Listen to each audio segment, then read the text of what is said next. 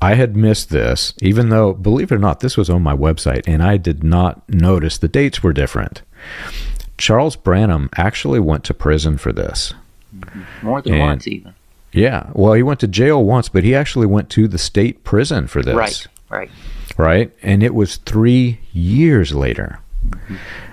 It was, what was the date? I think it was 1927. He went to federal prison. Right.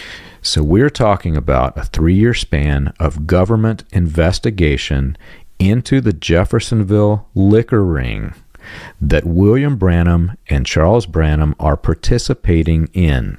Right. And just, again, William Branham was a minor when he started, but before this is over with, Branham is a adult. He crosses the line, and he's an adult at a certain point that he's working in this operation. And what year do you think that William Branham fled Jeffersonville? Well, the official version, and the best I think, I say 1927. So I'm going to read a quote that's going to blow your mind, because I've been trying to find the reason for this trip. For 10 years, I kid you not, for 10 years I've been trying to find this puzzle piece, and we just found it in this episode. I'm going to read you this quote from William Branham. I was passing down this street. I came here for the first time 35 years ago this year. He's in Phoenix, Arizona, and he is describing his trip out west, and he says, I was passing through here 35 years ago this year in 1926 in an old T model Ford.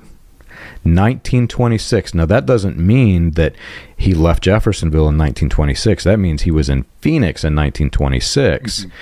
And we already know that he is working with Roy Davis by 1926.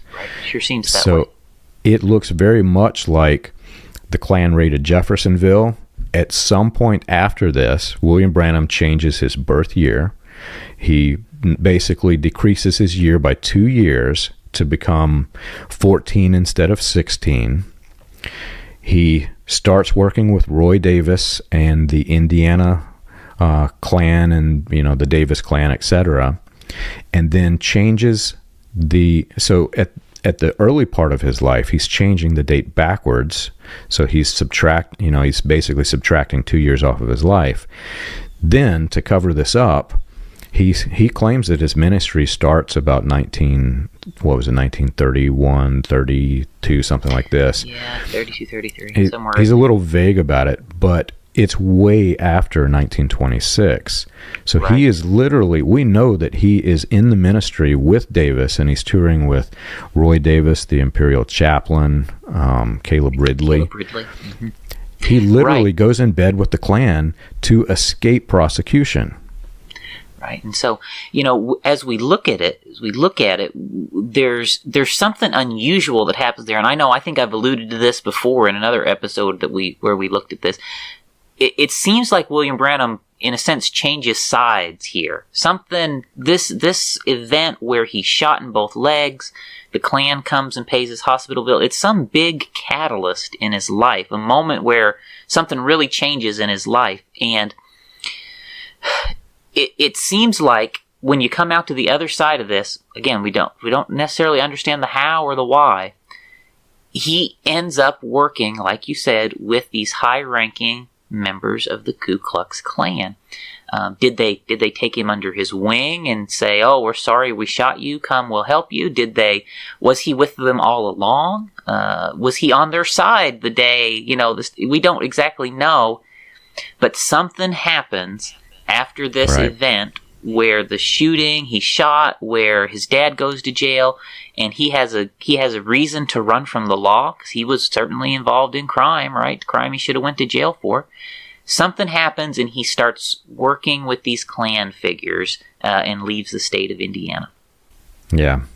See, my mind goes a slightly different direction. I can see your point, and that's probably the most plausible fact. But I grew up in this strange world as William Branham cult elite family, where the actuality of what happened is so far more complicated than the public view of what happened.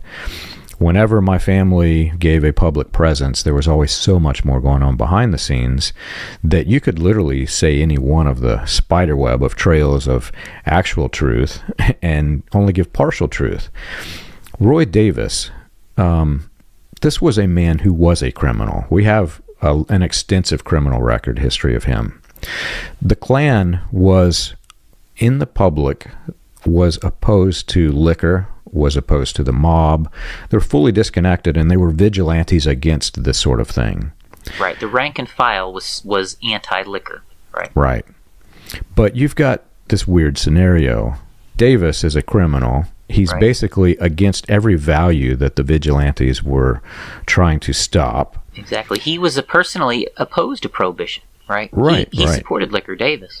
He supported liquor. He's working with Congressman William D. Upshaw, literally the man that is the reason why prohibition exists in the United States. Right. But then Davis on the side is what? He's got his Sargon juice, where he's selling his off-brand liquor, right? Upshaw, Upshaw. Upshaw is selling liquor he's basically rebranding it. He calls it a, quote, revitalizer.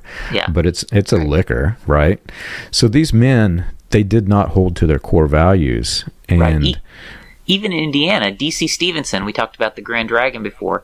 He was publicly in support of prohibition, but guess he was drunk the day that he murdered the woman in Indianapolis, right? None of them, the leaders were definitely not opposed to drinking liquor. It was just a public image they were trying to hold up for their rank and file, right? And what wasn't Caleb Ridley? Didn't he get into some trouble for drinking? Caleb Ridley was a drunk too. He got arrested for DUI in Georgia, right? So all of these top people in the Klan, John, all of them are drinking liquor, right? And they're just kind of riding that wave of power, right? And so it makes sense to me why the leaders like Roy Davis and stuff, they would look at William Branham and maybe feel sorry for him, right? Because they don't really see anything wrong with what he was doing. In fact, they might have been some of his customers. For all we know. Right. So where my mind goes with this, in being raised in the cult, especially if you're a rank and file member, not like my family was, you see William Branham as this big mastermind, he's this evil entity that ruined and destroyed your life. So you're going to think he's the prime villain. I don't see it like that. I don't see him as a pawn, but he was basically one of the enforcers. Davis and these men above him were pulling his strings.